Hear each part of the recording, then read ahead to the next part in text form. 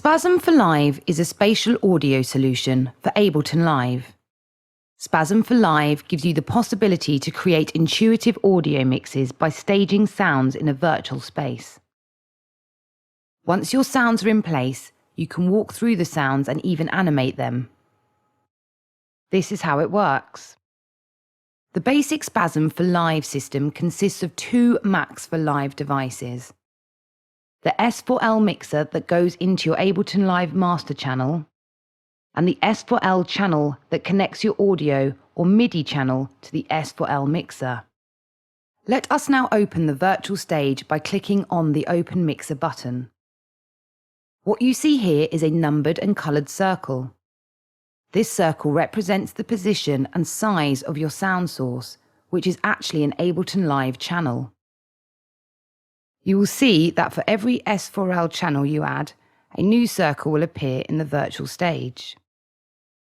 To change the range of a sound, simply adjust the size knob of the corresponding channel. The small green circle represents the position of the listener. The spatial positions of your sounds within the virtual space and their volume is calculated on the basis of the position and the orientation of the listener. You can move the listener around in space and change its orientation with the big green knob below the virtual stage. Let me give you an example. Let's create a virtual zoo according to this map. Which sounds do we have here? There is a lion, some monkeys, a waterfall and some birds. That means 4 sound sources exist in your virtual space.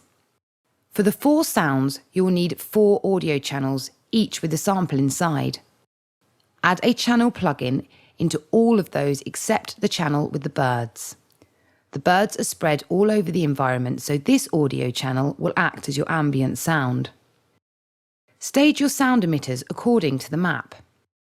If you play the samples and move the listener around, you will notice that the sound is somewhat unnatural.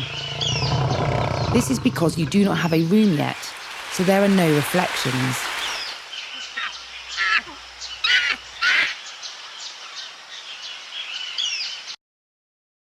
For the illusion of room, you simply use 2 return channels with a reverb device on each channel. Return channel A will take care of your early reflections, so you need to get rid of the diffuse parts of your reverb.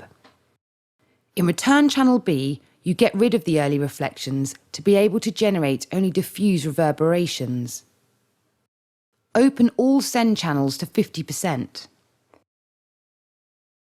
In the last step, you send the diffuse parts of your reverb through the pre-fader option to avoid influence on the late reverberations by the listener's position and adjust the volume of your reverbs.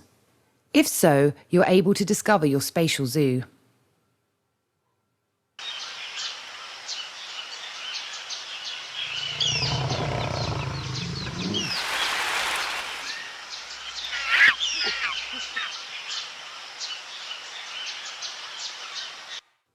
Let the lion walk around in its enclosure by automating its position.